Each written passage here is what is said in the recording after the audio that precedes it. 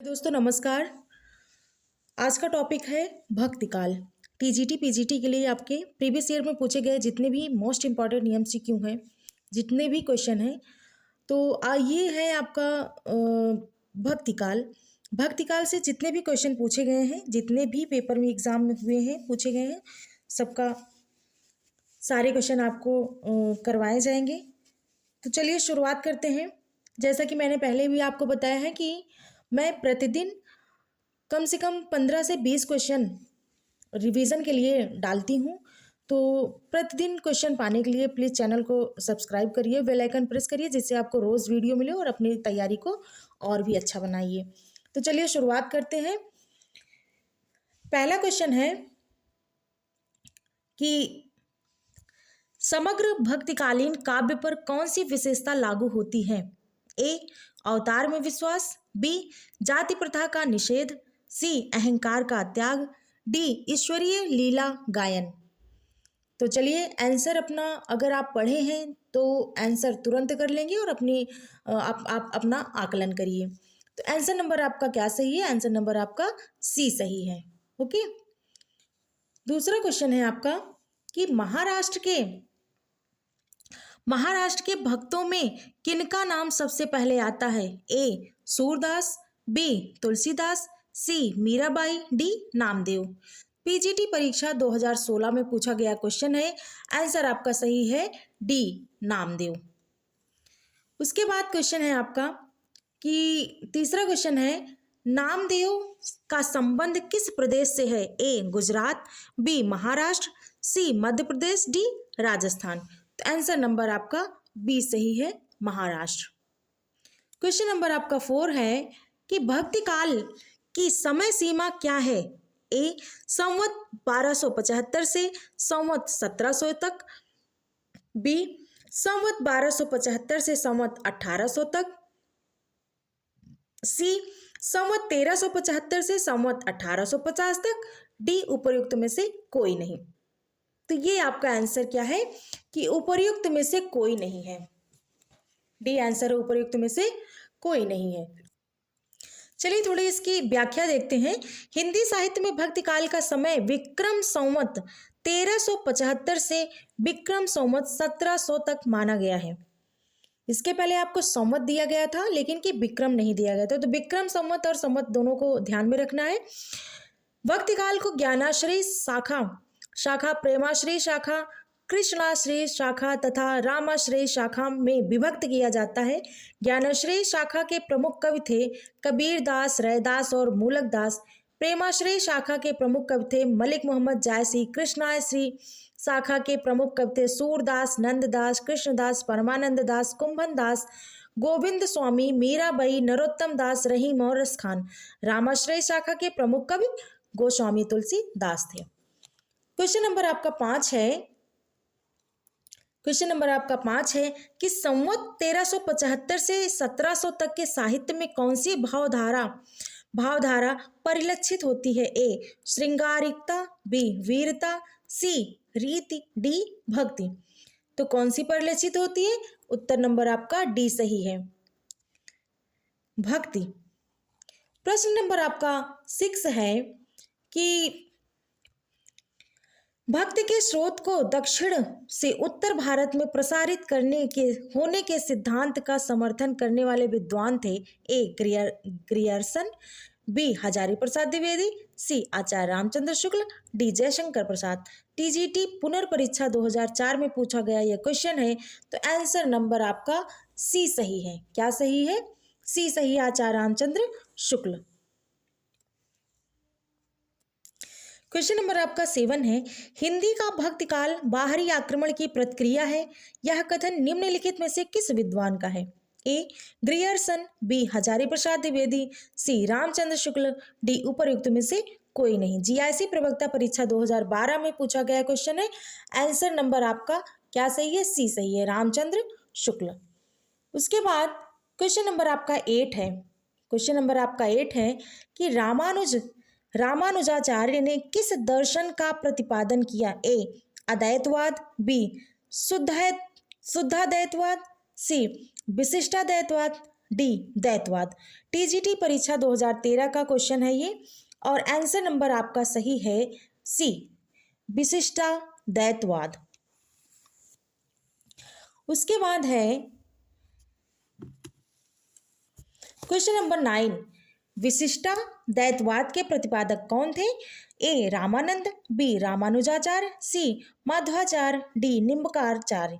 तो answer number आपका B सही है, रामानुजाचार्य। क्वेश्चन नंबर आपका 10 है कि आलवार भक्तों की संख्या कितनी मानी गई है? ए पीजीटी परीक्षा 2010 में पूछा गया है, ए 9, बी 20, सी 12, डी 15। तो आंसर नंबर आपका सी सही है, क्या 12। क्वेश्चन नंबर 11 है, आलवार वैष्णवों की संख्या है, वही क्वेश्चन रिपीट हुआ है, 9, 10, 11 और 12। तो क्वेश्चन नंबर आपका 11 का डी सही है, 12। उसके बाद है क्वेश्चन नंबर 12 कि रामानंद डॉट डॉट की शिष्य परंपरा में आते हैं, क्या आते हैं? रंगाचार्य, बी नाथमुनि, सी रामानुजाचार्य, डी पुंडरीकच्छ। तो आंसर नंबर क्वेश्चन नंबर 12 का आंसर सी सही है, रामानुजाचार्य। पीजीटी परीक्षा 2015 में पूछा गया था, केंद्रीय विश्वविद्यालय दिल्ली केंद्रीय विद्यालय में। प्रश्न नंबर 13 है, भक्ति का प्रारंभ कहाँ से हुआ? ए पूर्वी भारत, बी दक्षिण भारत, सी पश्चिमी भारत, डी उत्तरी भारत। तो टीजीटी परीक्षा 2016 में पूछा गया क्वेश्चन है, आंसर आपका सही है बी दक्षिण भारत। उसके बाद है क्वेश्चन नंबर 14, आरती कीजे हनुमान लला की रचयिता कौन है? ए नाभादास, बी रामानुज, सी रामानंद, डी तुलसीदास। तो आंसर नंबर आपका सी सही है, रामानंद। कई लोग तुलसीदास पे जाएंगे, लेकिन इसको ध्यान दीजिए, रामानंद है। हनुमान जी की आरती कीजिए हनुमान लला की स्वामी रामानंद द्वारा रचित अवधि की राम कथा परक कविता है। वे अवधि में राम कथा के प्रणयन के सूत्रधार थे। क्वेश्चन नंबर आपका 15 है कि गलता में रामानंद संप्रदाय की गद्दी किसने स्थापित की? ए तुलसीदास, बी अनंतानंद, सी सुखानंद, डी कृष्णदास पयहारी। तो एनबीएस परीक्षा 2019 का पूछा गया क्वेश्चन है, आंसर आपका डी सही है, कृष्णदास पयहारी। क्वेश्चन नंबर आपका 16 है कि निम्नलिखित में से कौन रामानंद की शिष्य परंपरा में नहीं है? ए कबीरदास, बी नरहरिदास, सी मलूकदास, डी रैदास। तो आंसर नंबर आपका सी सही है, मलूकदास। क्वेश्चन नंबर 17 है, निम्नलिखित में से कौन स्वामी रामानंद का शिष्य नहीं था? ए अनंतानंद, बी सुखानंद, सी नरहरयानंद, डी रैदास। तो आंसर नंबर आपका सी सही है, नरहरयानंद। क्वेश्चन नंबर आपका 18 है कि भक्ति काल को हिंदी काव्य का स्वर्ण युग सर्वप्रथम किसने कहा? ए ग्रियर्सन, बी मिश्र बंधु, सी आचार्य रामचंद्र शुक्ल, डी आचार्य हजारी प्रसाद द्विवेदी। पीजीटी परीक्षा 2010 और टीजीटी परीक्षा 2002 में पूछा गया क्वेश्चन है, आंसर नंबर आपका ए सही है। क्या सही है? ए सही है, ग्रियर्सन। क्वेश्चन नंबर आपका 19 है कि भक्ति काल हिंदी काव्य का स्वर्ण युग है, यह कथन किसका है? तो उपर्युक्त क्वेश्चन ही आपका सही है, जॉर्ज ग्रियर्सन का। क्वेश्चन नंबर आपका 20 है कि हिंदी के किस काल को स्वर्ण युग कहा जाता है? ए छायावाद, बी रीतिकाल, सी भक्तिकाल, डी आदिकाल। तो आंसर नंबर आपका 20 का आंसर सही है, सी भक्तिकाल। उसके बाद क्वेश्चन नंबर आपका 21 है कि भक्तिकाल का नाम पूर्व मध्यकाल किस आचार्य ने दिया? डॉक्टर नगेंद्र ने, बी डॉक्टर रामकुमार वर्मा ने, सी आचार्य रामनंद दुलारे वाजपेयी, डी आचार्य हजारी प्रसाद द्विवेदी। तो आंसर नंबर आपका ए सही है, डॉक्टर नगेंद्र ने। क्वेश्चन नंबर 22 है, नाभादास कृत भक्तमाल की भाषा है? ए अवधी, बी ब्रजभाषा, सी हिंदी खड़ी बोली, डी मैथिली। तो उत्तर आपका बी सही है, ब्रजभाषा। क्वेश्चन है 23 का कि भक्तमाल के रचनाकार हैं? ए रैदास, बी नाभादास, सी धर्मदास, डी जीवदास। तो आंसर नंबर आपका बी सही है, नाभा दास। क्वेश्चन नंबर है 24 का कि नाभा दास द्वारा लिखित अष्टायाम किस भाषा में लिखी गई है? ए छत्तीसगढ़ी, बी अवधी, सी ब्रजभाषा, डी मालवी। तो आंसर नंबर आपका सी सही है, ब्रजभाषा। क्वेश्चन नंबर आपका 25 है कि अष्टायाम के रचयिता कौन है? ए सूरदास, बी गोकुलनाथ, सी नाभा दास, डी वल्लभाचार्य। तो आंसर नंबर आपका सी सही है, नाभा दास।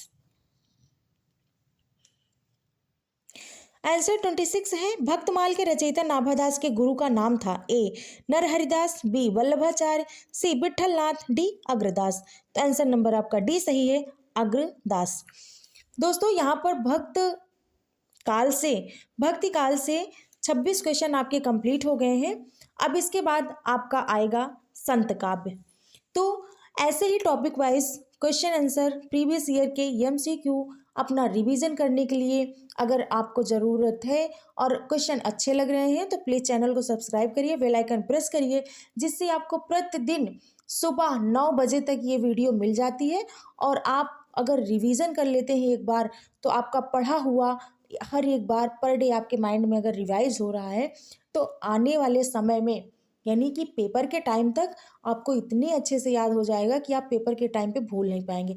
ऐसे तो आपको सब कुछ याद रहता है, लेकिन हमारा दिमाग जो है वहाँ पेपर पे कैसे काम कर रहा है पेपर देने में, वो हमें कब आता है कि जब हम आंख बंद करके भी कोई क्वेश्चन हमारे सामने आया और उसका उत्तर हमें बिना ऑप्शन देखे ही अगर आ गया, ठीक, तो तभी हम पेपर में कर पाते हैं। तो उसका एक ही तोड़ है कि रिवीजन रिवीजन रिवीजन। तो मैं आपको टॉपिक वाइज रिवीजन करवाऊंगी, हिंदी ये साहित्य और हिंदी ग्रामर व्याकरण दोनों का। तो बस अगर आपको अच्छा लगा हो तो प्लीज़ एक लाइक किया करिए, कमेंट में हमें ज़रूर बताइए कि क्वेश्चन आपको कैसे लग रहे हैं और सब्सक्राइब कर लीजिए। बहुत बहुत धन्यवाद।